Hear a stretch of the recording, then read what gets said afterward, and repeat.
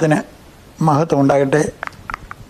നമ്മൾ ഇന്ന് ഇവിടെ കൂടിയിരിക്കുന്നത് ദൈവസന്നിധിയിലാണ്. ചില ദൈവിക സത്യങ്ങൾ അത് ദൈവത്തിൽ നിന്ന് പ്രാപിച്ച് അത് ദൈവത്തിൻ്റെ മഹത്വത്തിനും നമ്മുടെ ആത്മീയ ജീവിതത്തിൻ്റെ അനുഗ്രഹത്തിനുമായി ഭവിക്കേണ്ടതിന് നമ്മൾ കർത്താവിൽ നിന്ന് പഠിക്കുവാനായിട്ട് ഇവിടെ ഇരിക്കുകയാണ്. കർത്താവിൻ്റെ ശിഷ്യന്മാർ തൻ്റെ അടുക്കൽ ഇരുന്ന് ഞങ്ങളെ പ്രാർത്ഥിക്കാൻ പഠിപ്പിക്കണമേ എന്നാവശ്യപ്പെട്ടതായി നമ്മൾ വായിക്കുന്നുണ്ട്. കർത്താവ് നമുക്ക് വെളിപ്പെടുത്തി തന്നെങ്കിൽ മാത്രമേ നമുക്ക് ചില കാര്യങ്ങൾ അത് മനസ്സിലാക്കുവാൻ കഴിയുകയുള്ളൂ. അതുകൊണ്ട് അതിനുവേണ്ടിയുള്ള ഒരു യത്നമായിട്ട് നമ്മൾ ഇതിനെ സ്വീകരിക്കുവാൻ തയ്യാറോടുകൂടി ആയിരിക്കണം. നമ്മുടെ മുൻപിൽ പല വിഷയങ്ങളുണ്ടെങ്കിലും അതിൽ ഒന്നാമത്തെ വിഷയമായി ഇരിക്കുന്നത് മരണം എന്ന് പറയുന്ന വിഷയത്തെക്കുറിച്ച് ചിന്തിച്ച് ഗ്രഹിക്കുക എന്നുള്ളതാണ്. മനുഷ്യന് സ്വാഭാവികമായി വളരെ ഭയമുണ്ടാക്കുന്ന ഒരു വിഷയമാണ്. വിശുദ്ധ ബൈബിളിൽ അതേക്കുറിച്ച് പറയുമ്പോൾ ഒടുവിലത്തെ ശത്രു എന്നാണ് മരണത്തെ വിശേഷിപ്പിക്കുന്നത്. ലാസ്റ്റ് എനിമി എന്ന് പറഞ്ഞാൽ എല്ലാ ശത്രുക്കളും പോയി കഴിഞ്ഞിട്ട് വരുന്ന ശത്രു എന്നല്ല അതിൻ്റെ അർത്ഥം. എല്ലാ ശത്രുക്കളും പോയാലും പോകാതെ നിൽക്കുന്ന ഒരു ശത്രു എന്നുള്ള അർത്ഥത്തിലാണ്. രാജാക്കന്മാരും പ്രജകളും യുദ്ധവീരന്മാരും ബലഹീനരായ സാധാരണ ജനങ്ങളും എല്ലാവരും അടിയറ പറയുന്ന ആ ഒരു വലിയ ശക്തിയാണ് മരണം. മരണത്തെക്കുറിച്ച് ഒരു അവ്യക്തത ഇങ്ങനെ ഇടുകയാണ്. ലോകത്തിൽ അനേകം ആളുകൾ ഇതിനെക്കുറിച്ച് ചിന്തിക്കാതിരിക്കാൻ ശ്രമിക്കുന്നുണ്ട്. അതവരെ ബാധിക്കാതിരിക്കാൻ വേണ്ടിയോ എന്ന് എനിക്കറിഞ്ഞുകൂടാ. എങ്കിലും അതിനെ അവോയ്ഡ് ചെയ്ത് മുമ്പോട്ട് പോയാൽ രക്ഷപ്പെടാമെന്ന് അവർ വിചാരിക്കുന്നു. പക്ഷേ അത് ആ എനിമി എല്ലാവരും പോയി കഴിഞ്ഞാലും അവിടെ ഉണ്ട്. ജ്ഞാനത്തിന് വളരെ പ്രസക്തി കൊടുത്തിരുന്ന ഭൂപ്രദേശങ്ങൾ ലോകത്തിലുണ്ട്. അതിൽ മികച്ചു നിൽക്കുന്ന ഒരു ഭാഗമാണ് ഗ്രീസ്, യവനദേശം. അവിടെ വലിയ ചിന്തകന്മാരായ ആളുകൾ പലരും എഴുന്നേറ്റെങ്കിലും അവരുടെ കൂട്ടത്തിൽ ഏറ്റവും മികച്ചു നിൽക്കുന്നത് സോക്രട്ടീസാണ്. സോക്രട്ടീസിൻ്റെ ചിന്ത മുഖ്യമായും ചെന്ന് അവസാനിച്ചത് ഈശ്വരൻ അല്ലെങ്കിൽ തെയോസ്, ദൈവം എന്നുള്ള ഒരു വ്യക്തിത്വത്തിലായിരുന്നു.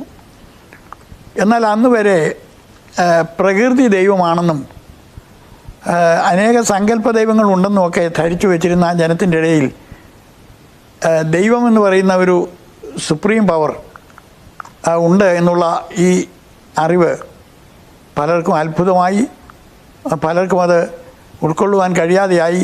എന്തിനധികം അത് പഠിപ്പിച്ചതിൻ്റെ പേരിൽ സോക്രട്ടീസിൻ്റെ ഭാര്യ പോലും തന്നെ വെറുക്കുകയും രാജ്യദ്രോഹ കുറ്റം ചുമത്തി അവനെ ഒടുവിൽ ഒരു മയക്കുമരുന്ന് കഴിപ്പിച്ച്, വിഷം കഴിപ്പിച്ച് കൊല്ലുകയും ചെയ്തതായിട്ട് വായിക്കുന്നുണ്ട്.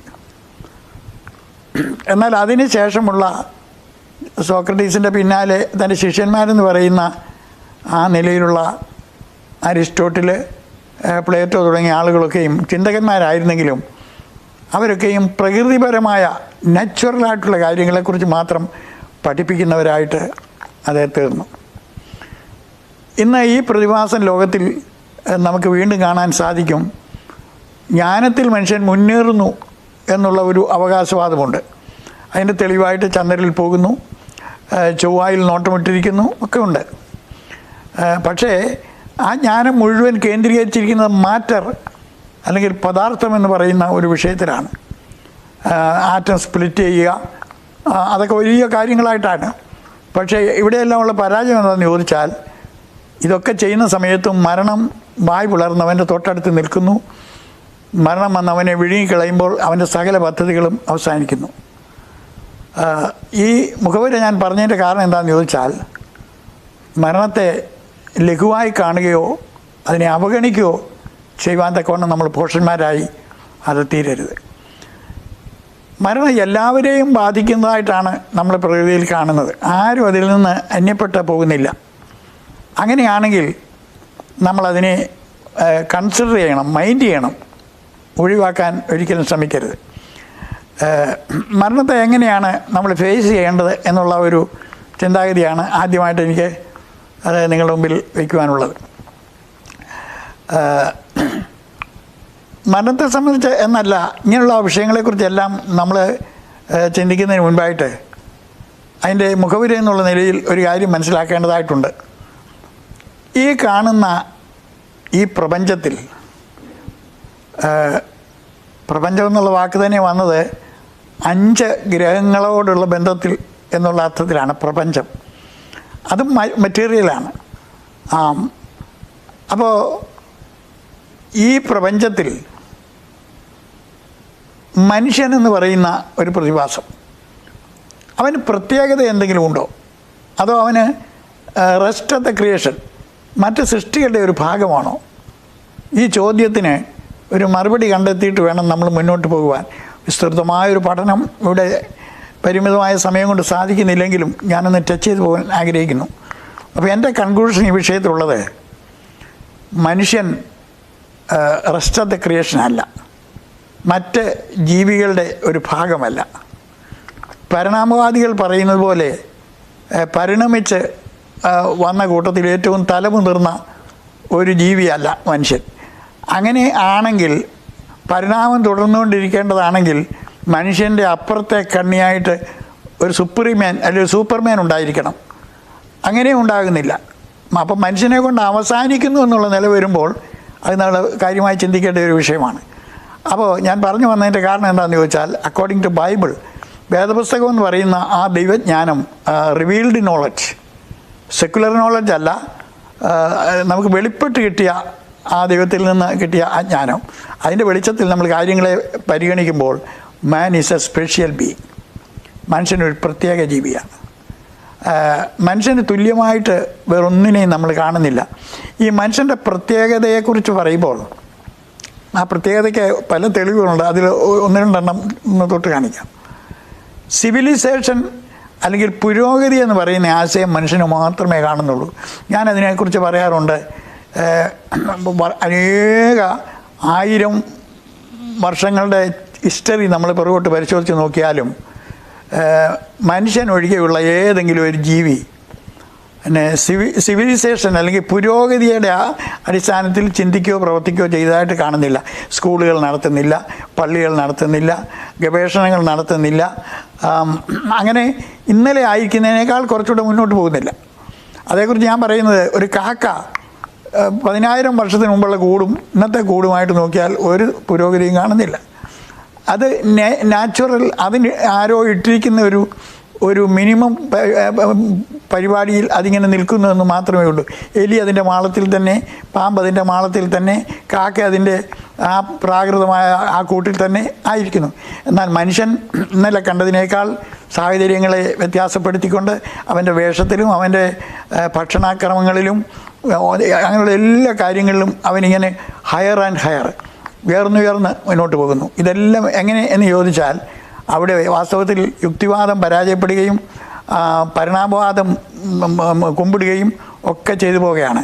അവിടെയെല്ലാം ലോജിക്കലായിട്ട് നട്ടലോടുകൂടി നിന്ന് ഇതിന് മറുപടി പറയാൻ കഴിയുന്ന ഏക ഭാഗമെന്ന് പറയുന്നത് ദൈവത്തിൻ്റെ വചനമായ വിശുദ്ധ ബൈബിളാണ്. ഞാൻ അതേക്കുറിച്ച് ഇങ്ങനെ പറയാറുണ്ട്, നമ്മുടെ ഈ കൊച്ചു തലയ്ക്കുള്ളിൽ ഈ പ്രപഞ്ചത്തെ ഒന്ന് ഉൾക്കൊള്ളാനോ അതിനെ മനസ്സിലാക്കാനോ നമുക്ക് കഴിയുകയില്ല. ഈ സൂര്യനെക്കുറിച്ച് ഞാനൊരു ഉദാഹരണം പറയുന്നത് നിങ്ങൾ ശ്രദ്ധിക്കണം.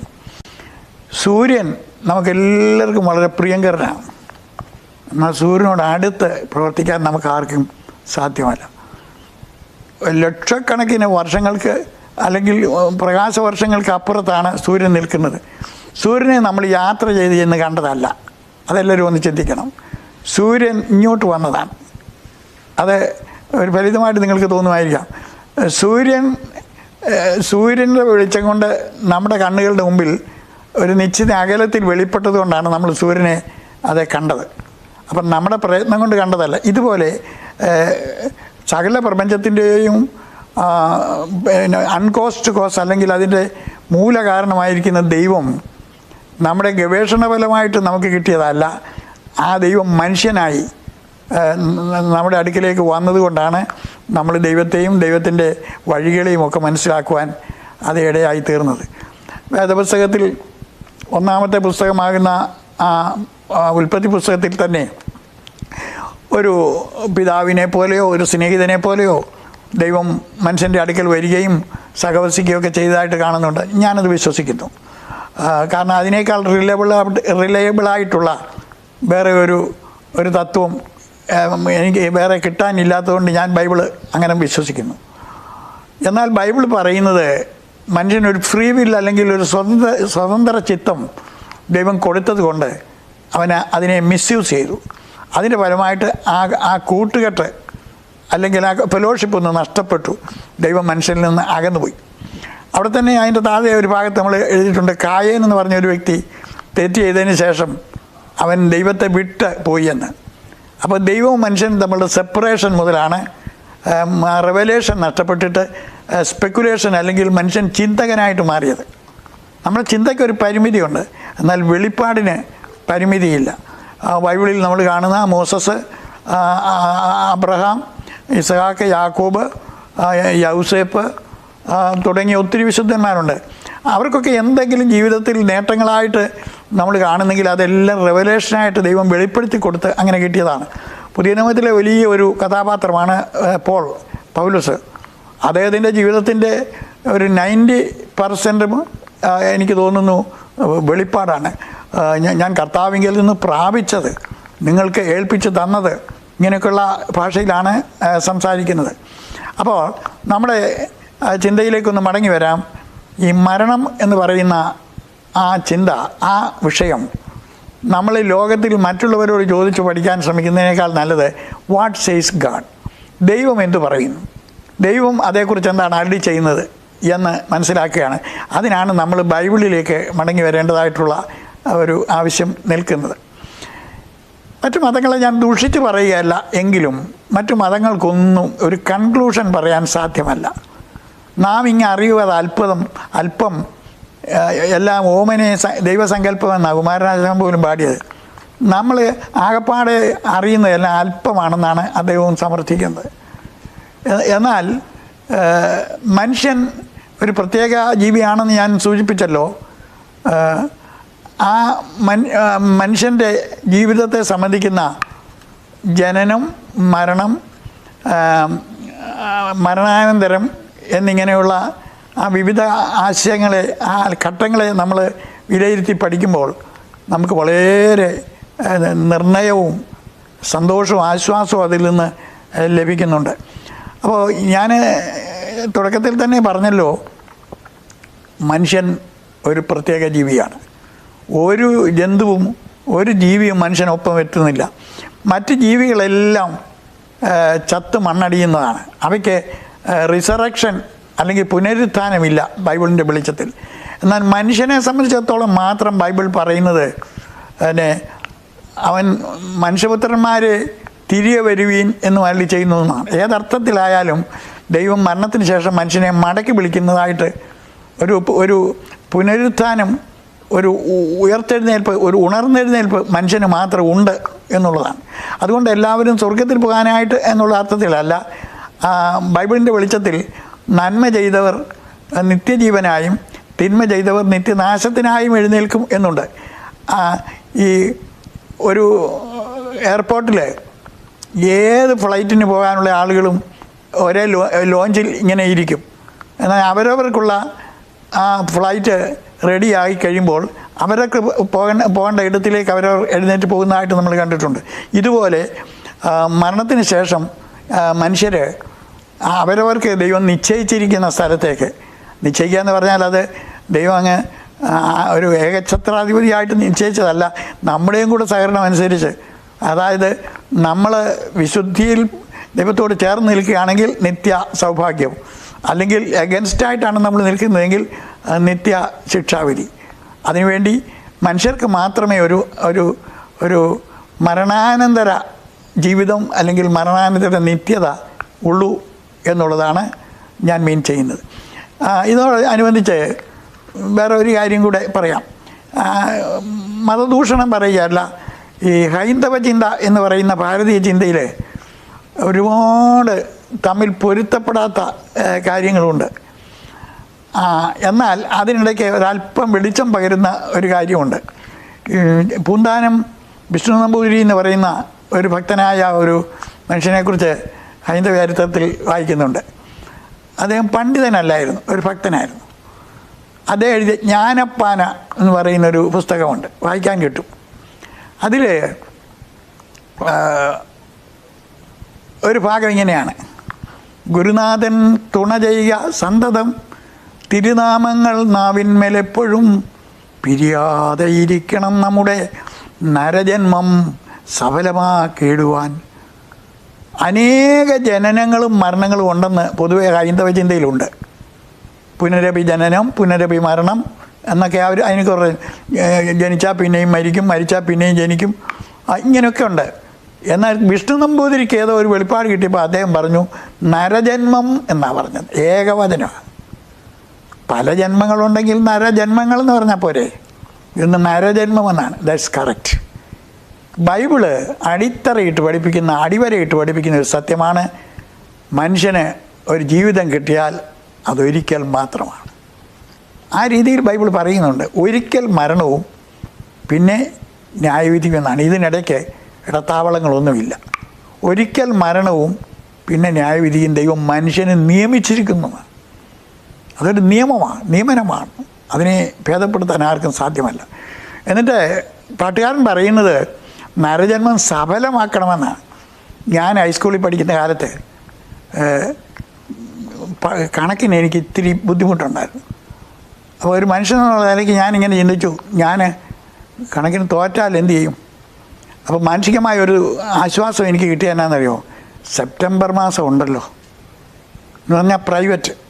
അപ്പം മാർച്ചിൽ തോറ്റാലും സെപ്റ്റംബറിൽ എഴുതിയെടുക്കാമെന്നൊരു ധൈര്യം ഇങ്ങനെ മാനസികമായ രീതിയിൽ ഉണ്ടായിരുന്നു. ഞാൻ പറഞ്ഞത്, എന്നാൽ മരണം എന്ന് പറയുന്ന പ്രതിഭാസത്തിന്, അല്ലെങ്കിൽ ജീവിതം എന്ന് പറയുന്ന പ്രതിഭാസത്തിന് ഒരു സെക്കൻഡ് ചാൻസ് ഇല്ല, ഒരു പ്രൈവറ്റ് ചാൻസ് ഇല്ല. അതെൻ്റെ കേൾവിക്കാർ എല്ലാ പ്രിയപ്പെട്ടവരും മനസ്സിരുത്തി മനസ്സിലാക്കേണ്ടതാണ്. അതുകൊണ്ട് നരജന്മം സഫലമാക്കണം. ചിലർ അതിനെ നിഷ്ഫലമാക്കുന്നത് കൊണ്ടാണല്ലോ സഫലമാക്കണമെന്ന് പറയാൻ കാരണം. ജീവിതത്തിൻ്റെ ഉദ്ദേശം എന്താണ് എന്ന് മനസ്സിലാക്കി അതിനെ പ്രയോജനപ്പെടുത്തേണ്ടതിന് പകരം eat, drink and be merry, tomorrow we shall die. തിന്നുക, കുടിക്കുക, ആനന്ദിക്കുക, എപ്പോഴെങ്കിലും മരണം വരുമല്ലോ എന്നുള്ള ഒരു ചിന്ത സാമാന്യ മനുഷ്യനെ ഭരിച്ചു. ഗ്രീക്ക് ചിന്തകന്മാരുടെ ഇടയിലും അങ്ങനെയുള്ള വിഷയങ്ങളെക്കുറിച്ച് അവർ സംസാരിക്കുന്നുണ്ട്. എന്നാൽ ജീവിതം ഒരിക്കൽ മാത്രം ഉള്ളത് കൊണ്ടാണ് അത് നമ്മൾ തക്ക വിധത്തിൽ പ്രയോജനപ്പെടുത്തണം എന്ന് പറയുവാൻ കാരണം. അതുകൊണ്ട് ഇത്രയും കാര്യങ്ങൾ നമ്മുടെ ചിന്തയിലൊന്ന് ഇരിക്കട്ടെ. മനുഷ്യനൊരു പ്രത്യേക ജീവിയാണ്. ഏത് മനുഷ്യനാണെങ്കിലും അവൻ പാപിയായി മരിച്ചാലും ദുഷ്ടനായി അവൻ നീതിമാനായിട്ട് മരിച്ചാലും ഒരു റിസറക്ഷൻ, ഒരു ഉയർത്തെഴുന്നേൽപ്പുണ്ട്. അത് ഒന്നുകിൽ നന്മയ്ക്ക് വേണ്ടി അല്ലെങ്കിൽ തിന്മയ്ക്ക് വേണ്ടി ആയിരിക്കും. അത് മൃഗജാലങ്ങൾക്കില്ല. അതായത് സബ് ഹ്യൂമൻ എന്ന് ഇംഗ്ലീഷിൽ പറഞ്ഞാൽ ശരിയാകും. മനുഷ്യന് താഴെയുള്ള ഒരു ജീവിക്കും മരണാനന്തര ജീവിതമില്ല. മരണാനന്തര നിത്യത മനുഷ്യനെ മാത്രം ബാധിക്കുന്നതാണ്. ഇനി ഒരു കാര്യം കൂടെ പറയാൻ ഞാൻ ആഗ്രഹിക്കുന്നു. ഇന്ന് ആരെങ്കിലും ഒരാൾ മരിച്ചാൽ ഉടനെ ആ പ്രിയപ്പെട്ടവരൊക്കെ പറയും, ഈ മരിച്ചുപോയ ആളെ എങ്ങനെ ദുഷ്ടനായിട്ട് ജീവിച്ച ഒരാളാണെങ്കിലും അയാളോടുള്ള സഹതാപം തോന്നുന്ന ആളുകൾ പറയും, ഞങ്ങളുടെ അപ്പച്ചൻ സ്വർഗത്തിൽ പോയി. മരിച്ചാലുടൻ ഒരു നല്ല സ്ഥലത്തേക്ക് അല്ലെങ്കിൽ സ്വർഗത്തിലേക്ക് പോകുന്നു എന്നുള്ള ഒരു കൺസെപ്ഷനുണ്ട്. വേറെ ചില ആളുകൾ ദുഷ്ടന്മാരായിട്ട് ഹിറ്റ്ലറിനെ പോലൊക്കെയുള്ള ആളുകളെക്കുറിച്ച് നമ്മൾ പറയുമ്പോൾ അയാൾ നരകത്തിൻ്റെ അടിത്തട്ടിലാണ് കിടക്കുന്നതെന്നിങ്ങനെ നമ്മളും പറയാറുണ്ട്. എന്നാൽ ഇത് നമ്മുടെ സ്വന്തം കാൽക്കുലേഷൻ അനുസരിച്ചല്ല മനുഷ്യൻ്റെ അവസ്ഥ ആയിരിക്കുന്നത്. അതേക്കുറിച്ചൊന്ന് പറഞ്ഞ് ഞാൻ ആ ടോപ്പിക്ക് ഒന്ന് നിർത്തുവാൻ ആഗ്രഹിക്കുന്നു. ഈ മരണാനന്തര ജീവിതം എന്ന് പറയുന്ന ആ വിഷയം തന്നെ ബൈബിൾ കൂടെ നമ്മൾ പ്രയാണം ചെയ്താൽ അത് ചില യുഗങ്ങളുടെ യാത്രയിലാണ് അത് വെളിപ്പെട്ട് കിട്ടിയത്. അങ്ങനെ നാളുകളായിട്ട് ഒരു പുരോഗമന യാത്രയിൽ കൂടെ വെളിപ്പെട്ട് കിട്ടുന്ന അറ്റ്ലീസ്റ്റ് 2 വിഷയങ്ങൾ എനിക്ക് മനസ്സിലാക്കാൻ കഴിഞ്ഞിട്ട്. ഒന്ന്, ദൈവത്തിൻ്റെ ത്രിയേകത്വം. ആദ്യമായിട്ട് ദൈവം എന്നുള്ള ആശയം ഒരൊറ്റ പേഴ്സണെ മാത്രമാണ് കുറിച്ചത്. എന്നാൽ ബൈബിൾ കൂടെ നമ്മൾ യാത്ര ചെയ്ത് കഴിഞ്ഞപ്പോൾ പിന്നെ ദൈവത്തിൻ്റെ പുത്രൻ എന്നുള്ള ആശയം വന്നു. അത് കഴിഞ്ഞിട്ട് പുത്രൻ മുഖാന്തരം പരിശുദ്ധാത്മാവ് എന്നുള്ള ആശയവും കൂടെ വന്നു. ആ 3 ആളത്വങ്ങൾ കൂടെ ചേർന്നപ്പോൾ ട്രയൂണിറ്റിയായി. എന്ന് പറഞ്ഞതുപോലെ ഈ മനുഷ്യൻ്റെ മരണാനന്തര നിത്യത എവിടെയാണ് എന്നുള്ള ചോദ്യം ഉൽപ്പത്തി മുതൽ നമ്മൾ യാത്ര ചെയ്താൽ വളരെ ദൂരത്തേക്ക് നമ്മൾ നോക്കിയാൽ അവിടെ എല്ലാം പലതും അജ്ഞാതമായി കിടക്കുന്നുണ്ട്. ഈ ഒരു കാലഘട്ടത്തിൽ അബ്രഹാമിൻ്റെയും മോശയുടെയും ഒക്കെ കാലഘട്ടത്തിൽ ജീവിച്ചിരുന്ന ഒരു വിശുദ്ധനായിരുന്നു എന്നാണ് പറയുന്നത് ഇയ്യോബ്. വളരെ വിശുദ്ധനായിരുന്നു. എന്നാൽ യോബിന് മരണാനന്തര ലോകം ഒരു സമസ്യയായിരുന്നു. അത് അതിൻ്റെ റെഫറൻസ് എല്ലാം ഞാൻ എടുക്കാൻ ഇപ്പോൾ ഞാൻ ശ്രമിക്കുന്നില്ല. അത് നിങ്ങൾക്ക് തന്നെ എടുത്ത് വായിക്കാവുന്നതേ ഉള്ളൂ. താൻ അതിവേദന അനുഭവിച്ച് ഇങ്ങനെ ചൊറിഞ്ഞ് പഴുപ്പും ചലുമൊക്കെ ഇങ്ങനെ വമിച്ചുകൊണ്ടിരിക്കുന്ന സമയത്ത് മറ്റുള്ളവരുടെ മുമ്പിൽ ജീവിതം ഒരു ഭാരമായി തനിക്ക് തോന്നിയപ്പോൾ താൻ ഇങ്ങനെ പറയുന്ന കൂട്ടത്തിൽ ഇങ്ങനെ പറയുന്നുണ്ട്: ക്രമമില്ലാത്ത ഇരുട്ടും അന്ധതമസം നിറഞ്ഞതായ സ്ഥലത്തേക്ക് ഞാൻ ഇനി മടങ്ങി വരാതവണ്ണം ഞാൻ പോകുന്നതിന് മുൻപ് ഒരല്പം ആശ്വസിക്കുവാൻ എന്നെ അനുവദിക്കണമേ എന്ന് യോബ് പ്രാർത്ഥിക്കുന്ന ഒരു ഭാഗമുണ്ട്. അർത്ഥം മനസ്സിലായല്ലോ? അപ്പോൾ യോബിൻ്റെ മരണാനന്തര ലോകത്തെക്കുറിച്ചുള്ള ചിന്ത ക്രമമില്ലാത്ത ഇരുട്ട്, ഭയങ്കരമായ ഇരുട്ടും അന്ധതമസമുള്ള ഒരു സ്ഥലം. അത് തന്നെയല്ല, അവിടെ ചെന്ന് പോയാൽ പിന്നെ നോ റിട്ടേൺ, അവിടെ നിന്ന് പിന്നെ കരകയറാനും ഒക്കത്തില്ല. അങ്ങനെയുള്ളൊരു സ്ഥലത്തേക്കാണ് ഞാനും പോകുന്നത്. എന്നാൽ പോകുന്നതിന് മുമ്പേ അല്പസമയം ഈ രോഗത്തിൽ നിന്ന് ഒരാശ്വാസം എനിക്ക് തരണേ എന്നുള്ള ഒരു പ്രാർത്ഥനയാണ് താൻ ചെയ്തത്. അവിടെ തിയോളജിക്കലി ഹി വാസ് റോങ്. താൻ ഭക്തനായിരുന്നെങ്കിലും അറിവിൽ ആ വിഷയത്തിൽ താൻ തെറ്റിലാണ് ആയിരുന്നത്. എന്നാൽ അവിടെ ഒരു കാര്യം എനിക്ക് പറയാനുള്ളത് നമ്മുടെ കർത്താവിനോടുള്ള ബന്ധത്തിലാണ്. ഈ യോബിനും അതുപോലെ അബ്രഹാം തുടങ്ങിയ പൂർവ്വപിതാക്കന്മാർക്കൊക്കെയും ഒരു പരിധി വരെ അജ്ഞാതമായിരുന്ന ആ മരണാനന്തര ലോകത്തെ വ്യക്തമാക്കിയത് നമ്മുടെ കർത്താവാണ്. അത് ഒന്ന് പറഞ്ഞുകൊണ്ട് ഞാൻ ആ ടോപ്പിക്ക് അവിടെ സമാപിപ്പിക്കാൻ ആഗ്രഹിക്കുന്നു. കർത്താവിൻ്റെ ഒരു ഭാഗത്ത് കിടന്ന ഒരു കള്ളൻ, വലത്ത് ഭാഗത്തൊന്നും വേദപുസ്തകത്തിൽ ഇല്ലാത്തതുകൊണ്ടാണ് ഞാൻ അങ്ങനെ പറഞ്ഞത്. ഒരു ഭാഗത്ത് കിടന്ന കള്ളൻ, അവൻ ആദ്യം ഒരു ദൂഷകനായിരുന്നു കൂട്ടുകാരനോട് ചേർന്ന്. കുറച്ച് കഴിഞ്ഞപ്പോൾ അവൻ കർത്താവിനെ ശ്രദ്ധിക്കുകയും കർത്താവിൻ്റെ മേലെഴുത്ത് വായിക്കുകയും ചെയ്തപ്പോൾ ബോധവാനായി തീർന്നു. അവന് അനുതാപിയായി തീർന്നു. അവൻ കർത്താവിനോട് ഇങ്ങനെ പ്രാർത്ഥിച്ചു: നീ വരുമ്പോൾ എന്നെയും കൂടെ ഓർക്കണമെന്ന്. അപ്പോൾ മടങ്ങി നീ രാജ്യം സ്ഥാപിക്കുമ്പോൾ എന്നാണ് അവൻ പറഞ്ഞത്. അതായത് യഹൂദന്മാർക്ക് അവരുടെ വീണ്ടെടുപ്പുകാരൻ വന്ന ഒരു സ്വതന്ത്ര രാജ്യം സ്ഥാപിക്കുമെന്നുള്ള ആശയമുണ്ടായിരുന്നു. അത് മനസ്സിൽ വെച്ചുകൊണ്ടാണ് ഈ കള്ളൻ പറഞ്ഞത് നീ രാജാവായിട്ട് വരുമ്പോഴെന്ന്. എന്നാൽ യേശു കൊടുത്ത മറുപടി ഞാൻ രാജാവായിട്ട് വരുമ്പോഴെന്നല്ല, ഇന്ന് നീ എന്നോടുകൂടെ പർദീസയിലിരിക്കുമെന്നാണ്. നമ്മുടെ അനേകം ആളുകളും ഇന്ന് വരെ അത് വേണ്ടതുപോലെ മനസ്സിലാക്കിയിട്ടില്ലാത്തൊരു കാര്യമാണ്. അനുതാപിയായ ഒരു മനുഷ്യനെ കൂട്ടിക്കൊണ്ട് കർത്താവ് പോയത് പർദീസയിലേക്കാണ്. ആത്മലോകം അതുവരെ സത്യം പറഞ്ഞാൽ യേശു പാതാളത്തിലേക്ക്, ഹേഡീസിലേക്ക്, അല്ലെങ്കിൽ ഷിയോൾ എന്ന് പറഞ്ഞ സ്ഥലത്തേക്ക് ഇറങ്ങുന്നതിന് മുൻപ് കർത്താവ് പാതാളത്തിലേക്ക് ഇറങ്ങുന്നത് വരെ സത്യം പറഞ്ഞാൽ മരിച്ചവരെല്ലാവരും ഒരു സ്ഥലത്ത് ആയിരുന്നു. അത് സത്യമാണ്. അത് പ്രൂവ് ചെയ്യാൻ എനിക്ക് ധൈര്യമുണ്ട്. പക്ഷെ ഞാനിപ്പോൾ അതിന് സമയം എടുക്കുന്നില്ല. എന്നാൽ കർത്താവ് എന്ത് ചെയ്തെന്നറിയാമോ? താൻ മിശിഹായ്ക്ക് വേണ്ടി കാത്തിരുന്ന വിശുദ്ധന്മാരും ദുഷ്ടന്മാരും എല്ലാം ഇടകലർന്ന് കിടക്കുന്നതായ ഷിയോൾ അല്ലെങ്കിൽ നരകം എന്ന് വേണമെങ്കിൽ വിളിക്കാവുന്ന ആ സ്ഥലത്തേക്ക് ഈ കള്ളനോടുകൂടെ, അനുതാപിയായ മനുഷ്യനോടുകൂടെ ചെന്ന് കഴിഞ്ഞിട്ട് തനിക്ക് വേണ്ടി കാത്തിരുന്നവരെല്ലാം കൂടെ വലിയ ഒരു വരവേൽപ്പ് തനിക്ക് കൊടുത്തു. അതെൻ്റെ ഭാഷയാണ്. എന്നിട്ട് അവരെ കൂട്ടിക്കൊണ്ട് എന്ത് ചെയ്തു? പിതാവിന് അവരെ കാഴ്ചവെച്ചു. പെറ്റന്മാരെ പിടിച്ചുകൊണ്ട് ഉയരത്തിലേക്ക് കയറി എന്നൊക്കെയുള്ള വാക്യം ഇതിനോട് ബന്ധപ്പെട്ട് നമ്മൾ പഠിക്കേണ്ടതാണ്. അങ്ങനെ പിതാവിൽ നിന്ന് അവർക്ക് അനുഗ്രഹം കിട്ടി അവരെ ആശ്വസിപ്പിച്ചതിന് ശേഷം താൻ ഈ ആത്മലോകത്തിലേക്ക് മടങ്ങി വന്നിട്ട് ഷിയോൾ അല്ലെങ്കിൽ നരകം എന്നുള്ള ആ സ്ഥലത്ത് നിന്ന് ഈ വിശുദ്ധന്മാരെ ഹേഡീസ് അല്ലെങ്കിൽ പർദീസ എന്ന് പറഞ്ഞ സ്ഥലത്തേക്ക് മാറ്റി. ഈ വാക്യം നിങ്ങളുടെ ഓർമ്മയിലിരിക്കണം. ഇന്നു മുതൽ കർത്താവിൽ മരിക്കുന്ന മൃതന്മാർ ഭാഗ്യവാന്മാർ. അതായത് കർത്താവ് മരിക്കുന്ന സമയം കൊണ്ട് ആത്മലോകത്തിൽ ഒരു പരിവർത്തനം ഉണ്ടായി. അതായത് പഴയ നിയമ വിശുദ്ധന്മാരായി ഒരു മെസ്സിയയ്ക്ക് വേണ്ടി കാത്തിരുന്നവരെ കൂട്ടിക്കൊണ്ട് പർദീസ എന്ന് പറഞ്ഞ സ്ഥലത്തേക്ക് മാറിപ്പോയി. ഞാനിപ്പോൾ നിങ്ങളോട് സംസാരിക്കുന്ന ഈ സമയവും ഉൾപ്പെടെ ഈ നാളുകളിൽ ലോകത്തിൽ വിശുദ്ധന്മാരായിട്ട് മരിക്കുന്ന ആളുകളൊക്കെയും അവർ നേരിട്ട് നരകത്തിൽ പോകുന്നില്ല, നേരിട്ട് സ്വർഗത്തിലും പോകുന്നില്ല. ആ ധാരണകളെല്ലാം മാറ്റണം. വിശുദ്ധന്മാരായി ഇങ്ങനെ മരിച്ചു പോകുന്നവരൊക്കെയും വാങ്ങിപ്പോയവരാണ്, ഡിപ്പാർട്ടഡാണ്. അവരിവിടുന്ന് പോയെന്നുള്ളതേ ഉള്ളൂ. യേശുവിൻ്റെ അമ്മ സ്വർഗത്തിൽ പോയെന്ന് പഠിപ്പിക്കുന്ന ചില ആളുകളുണ്ട്. Absolute wrong. കർത്താവായ യേശു ക്രിസ്തു അല്ലാതെ ആരും പിതാവ് ഇരിക്കുന്ന സ്വർഗത്തിൽ പോയിട്ടില്ല.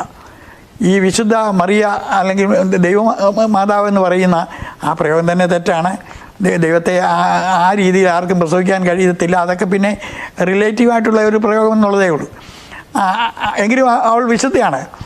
അവൾ ഉൾപ്പെടെയുള്ള സകല വാങ്ങിപ്പോയവരും അവർ പർദീസായിലാണ് വിശ്രമിക്കുന്നത്. ഈ നാളുകളിൽ മരിക്കുന്നവരെല്ലാവരും വിശുദ്ധന്മാരെല്ലാവരും പർദീസയിലാണ്.